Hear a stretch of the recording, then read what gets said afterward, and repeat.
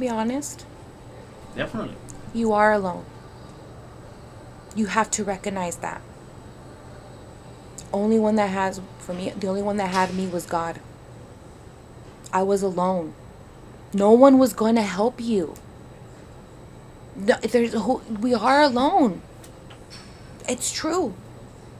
But if we cannot pick ourselves up, like if we did, if, like I said, I had to do a lot of the spiritual work myself and love myself first because nobody loved me right. Not even my earthly father. Like I said, I come from sexual abuse. No, I was always alone. I was always in a dark place, you know. Um, we you I had to seek my heavenly Father, who then showed me how he always loved me, how he was always there for me, and then how he helped me love myself again. Because he never stopped loving me, even when I was so broken, so ashamed, in every season of my life. No matter what the shame was, being a child sexually abused, being a teen, being, promiscuous in sexuality, being a mother overeating, being fat and shame, like you always shaming, like, but God was always there loving me. So then I had to learn, I how he always loved me and how I need to love myself. So we are alone. It's so hard because there's no, like you said, there's no magic pill. There's not. It's so yes. I feel these trainers when they're like, help me, like do this, do that, and I'm giving you all this money and money and money because but and they can show you all the routines. They can, they can be even those mean trainers that are like on you, like get up, move it, like a drill sergeant or the most compassionate trainer in the world. But if you don't start loving yourself through the process, because maybe you need that beginning trainer that's drill sergeant. Let's go, let's go, let's go, let's go, let's go. You know what I mean? But then you have to then start believing what they're telling you. You can do it. You got this. You do this. You do this. You're having somebody else yelling. Okay, then, but start believing that you got this so that you can start repeating that in your head. If it's not coming from God, okay, then get it from your trainer. But you have to start believing it. You have that, and yes, you're alone. You alone can start believing it. You have to start believing it. That's the hard part. And no matter how broken you are, no matter how broken you can be, like I said, I'm super super broken, but you can start loving yourself again. But you have to be willing to do the process. And the process starts with yourself, and it starts with, at least for me, it started spiritually, because then my spiritual helped me mentally reprogram myself to the where it started reflecting and showing physically. It once again, I go back to praise God. So after you finish your marriage, now you are with someone else in this Yes, moment. yes, yes. So what do you think about these persons, especially? I like to talk about women because, men's we are so basic.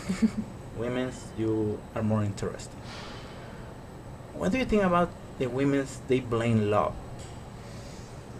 Well, goes back to, it's because we were never we can't love ourselves correctly. We, unfortunately, as little girls, we seek the love of our father. It starts, I don't want to always blame daddy issues, but because a person will always have parent issues, mommy issues, and daddy issues.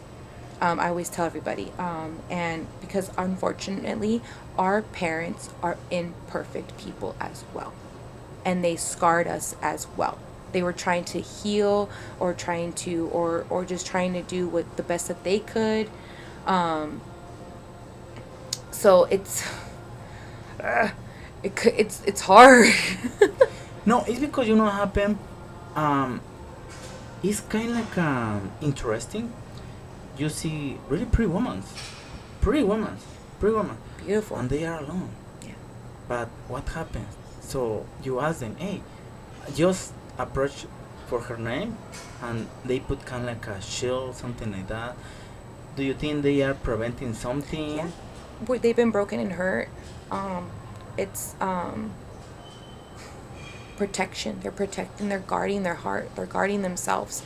And it's part of the brokenness and hurt of their own experience, but then that also fueled them and driven them to be this beautiful, magnificent, I'll say specimen, or beautiful woman, because men do it too, men and women, and but they're hard and bitter because they focused on themselves, but then they never did the healing. So it does, I believe, like, for me, I loved my process. I did my spiritual healing first, that then led me to my physical healing, which then, like you said, I'm in a beautiful relationship now, that we both love and heal each other, because he's also kind of like on my same path as well. You know what I mean? Like, he's spiritually healed and now he's physically, we're both on the same path and journey. But then you have, like I said, then you have people who who are healing themselves but start physically because they've been hurt, broken. Everybody's journey is different. We all have to play the cards that we're dealt. And then those are those hardened. So those hardened people that you see. But it's 50-50, because I mean, there's beautiful people, physically fit, beautifully in and out, and then there's beautifully people who are not fit in and out. They can be overly weight and still have beautiful heart, and they could be overly weight and have an ugly heart. That starts with spiritual healing, mental healing in general. Doesn't matter the physicalness. If you don't start the internal healing first, no matter how it's packaged on the outside, that person's ugly. Something to get a really more focus with the gym situation. Hmm. What do you think the people then are hitting the gym? Therapy. Do you think this place can be a therapy? It is therapy, for sure. Good therapy or bad therapy. People walk into the door and they have all the stress and anger of the world, and they come in here to let it out. Some people, they can't let it out, and that's when you get those, people are working out like crazy. But it's somewhere where you can process your emotions, because working out is physically straining and you have to mentally check in. Oh my God, just doing my last rep right now when I increased 5 pounds, and just, you don't understand that those 5 pounds feel, or not even, it's 2.5 pounds. I lied. It's not even 5 pounds, because they go in kilograms and it's one. So that's 2.5 pounds. And just adding that to the current weight that you're doing and trying to continue, even though it's physically hurting, I have to mentally be like, I can do this. You see what I'm saying? So it's like, we have to check in. I think the gym forces us to check in with ourselves, physically and mentally. Because how far am I willing to push myself when my body tells me no more? You know? And I thrive on that now. I thrive on the shake and the jitters and my muscle pulping, because I know it's telling me no more, but my mind, my mentality, my mental is telling, like, keep going, keep going, keep going. So it was a complete reset of the mind. Like I'm telling you, because like even in the gym, like, you're having that mental and physical battle on the gym floor, and it could be pleasant at times, and it could be very painful at times, and sometimes you're in it and sometimes you're not in it, and when you're not in it, you have to focus, you have to force yourself even more to be in it. And it's a commitment to yourself. I'm not committed to the gym for anybody else. I'm committed to myself now, because to the gym, because I'm committed to myself. So yeah, it's therapy. It is therapy. I have 3 words for you, and tell me how we can share something positive or something to handle this: stress, depression, and anxiety. Gym. Or no, not even gym, just physical activity. You have, it's even if it's not in the gym, outside the gym, hiking, camping, going to the beach, walk, like, honestly, stress, anxiety, all those are overstimulating in our mind. Okay? how think of it like when you drink so much coffee and you're jittered. How do you get rid of that? How do you get rid of that energy that you're just like, oh my god, oh my god, oh my god, oh my god? And that's anxiety. That's depression. You know what I mean? Like you're it's the flight mode inside that you're in, and you're keeping it inside, and you're not out. You can't let it out. Doing physical activity, any type. I mean, you're expressing that internal buildup outward, and that's how you get rid of how I feel like you get rid of it. Like I don't during my separation, I had like anxiety. I never had like this like Depression. uh depression was on and off. And even not even on and off. Depression is weird. Depression is you can be completely happy of everything in your life, and then just in one area you can be depressed in, and then it trickles. If you don't identify it, it trickles into everything else in your life. So depression and anxiety are two different things, because depression is I feel like is it's a mood. It's a vibe, right? Like I'm sad.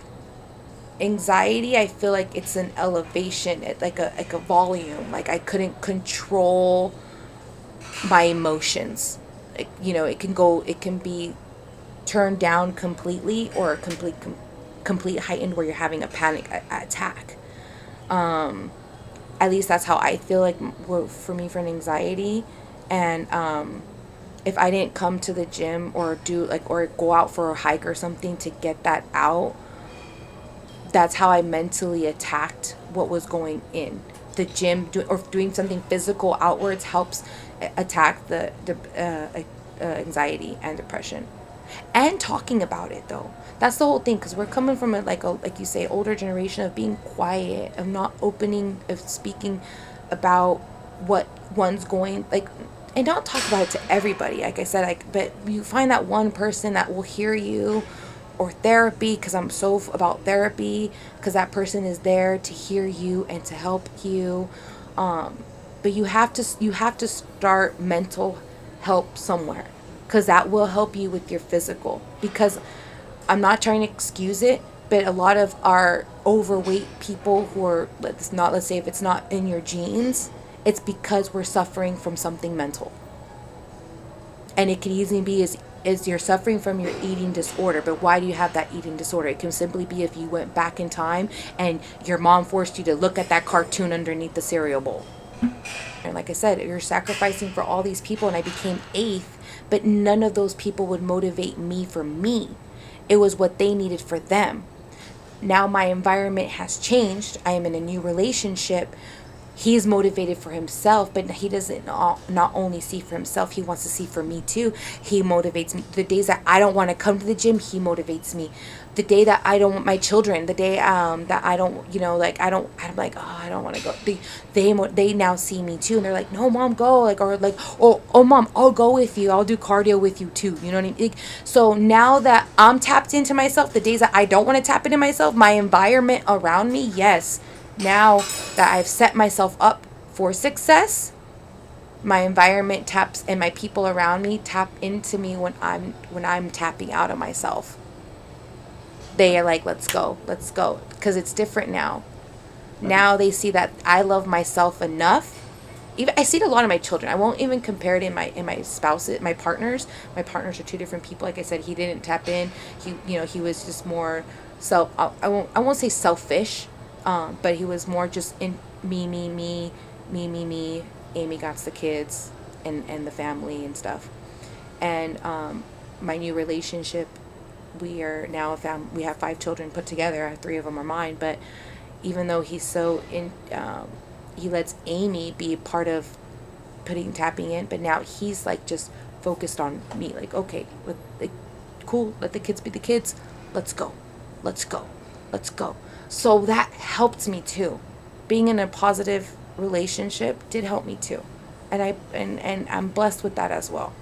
And so yes, your environment at home helps yourself as well. Because if you're in a dark place and you don't have people around you who love you and who want to take care of you or who want to motivate you to take care of yourself, like I said, you're going to stay eighth on that ladder. You're going to stay at the bottom of the ladder. You're never going to climb up for yourself because everybody else becomes first in priority.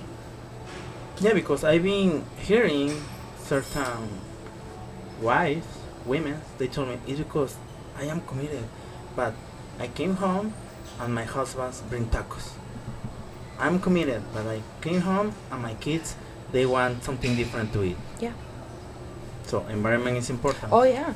But and even if and you know what they don't, and I'm not necessarily meaning like, oh, like everybody has to go through a separation because your husband's bringing tacos home every day. No, honestly, just start for yourself though, because then your family will start seeing the change. Like you don't have to go through a separation and divorce and all that stuff. Thinking like you could be in where you're at right now, but you have, we're powerful. A woman has to understand their role in a household. And yes, I always say I'm always a man's the head of a household. He sets the tone. I'm very old school. I'm not like in the sense where I genuinely love serving my husband. I served my ex and I love serving my partner now. Like, it's not in a sense of I'm a servant.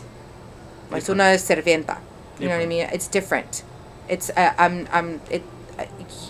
the world and culture, the society is trying to make you think like, oh, you don't need to be a servant or subservient to your spouse. No. We serve each other. A balance. It's about in my new. And I won't speak too negatively about my ex either. But there wasn't a good balance in that relationship. There was times we had a great balance, but there was now I'm more spiritually awoken. I'm more love. I have a great relationship with God.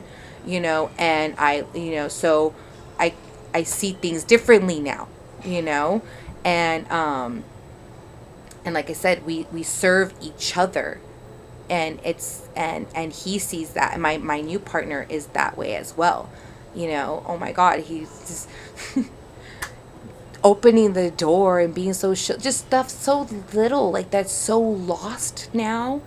And it's the most cutest thing when I could I'm not doing it on purpose, and I'm getting all my stuff together in the car, making sure I'm not leaving anything, and I look up and I already have my door open and there's my partner waiting for me, patiently just waiting for me to come out of the car.